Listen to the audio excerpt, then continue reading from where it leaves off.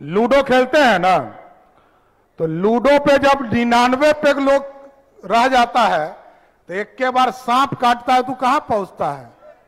सीधे 0 पे पहुंच जाता है। और वो राष्ट्रीय जनता दल कहती है जिसको 4 सीट आई है, ज्यादा नहीं 4, ओनली 4, और वो कहती है कि हम बिहार में हम लोगों ने चीजों को स्थापित करने का काम किया। और कांग्रेस पार्टी जो राष्ट्रीय स्तर पर है वो कहती है कि हम जीत गए। कैसे जीत गए? जो नए नए इनके युवराज हैं, इनको अपना इतिहास पता ही नहीं। लालू जी कहते हैं कि हमने आरक्षण दिया।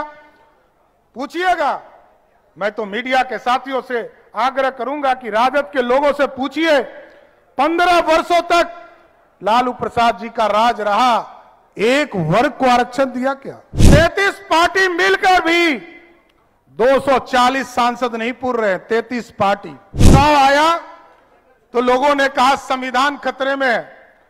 संविधान कैसे खतरे में है? साफ तौर पर सीतामढ़ी की पावन धरती पर कहा है, जिस तरह अयोध्या में भव्य श्री राम का मंदिर बनाने का काम हमने किया है, बिहार के भी सीतामढ़ी में भव्य सीता मंदिर बनाने का काम करेंगे। साहब बोलिए सियावर रामचंद्र की। तो मां सीता को भी स्थापित करने का काम बिहार में हम लोग करने का काम करेंगे साथ।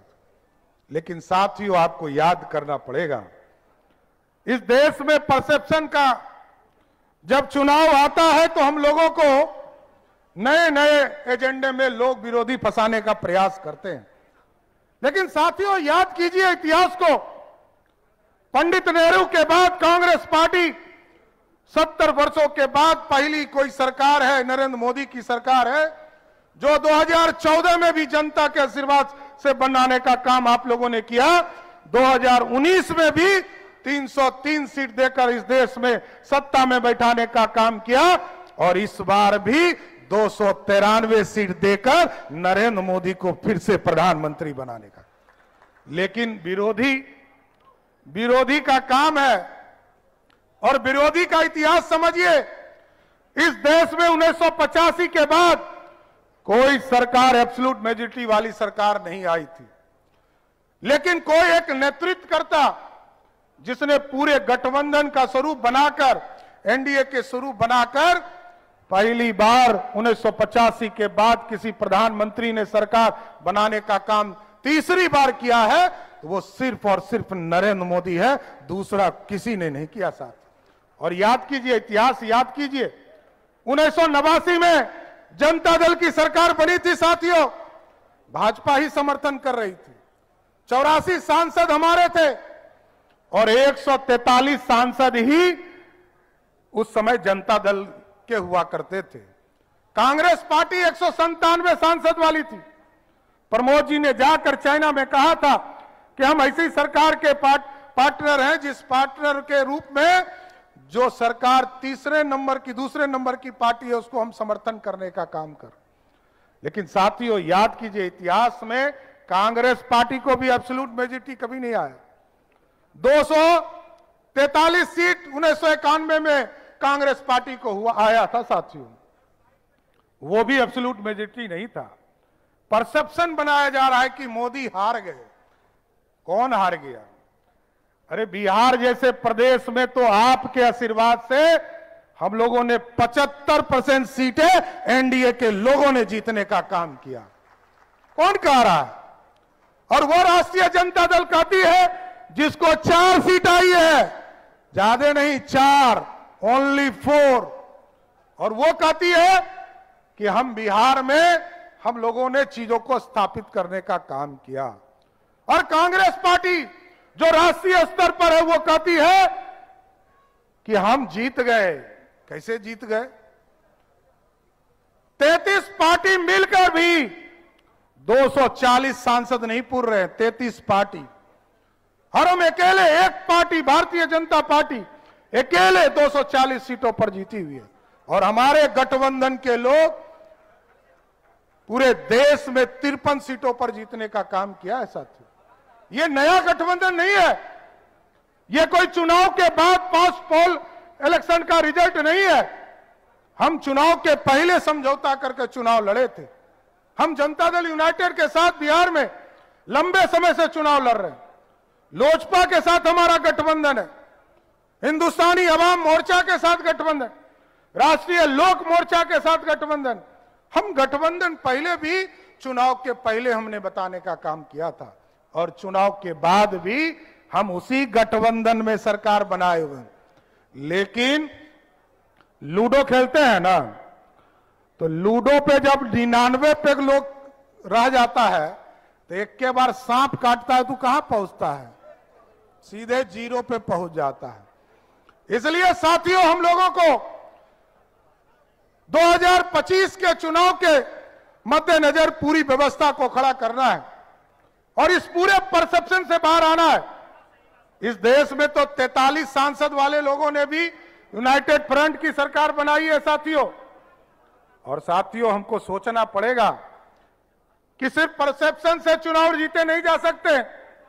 चुनाव आया तो लोगों ने कहा संविधान खतरे में है। संविधान कैसे खतरे में है?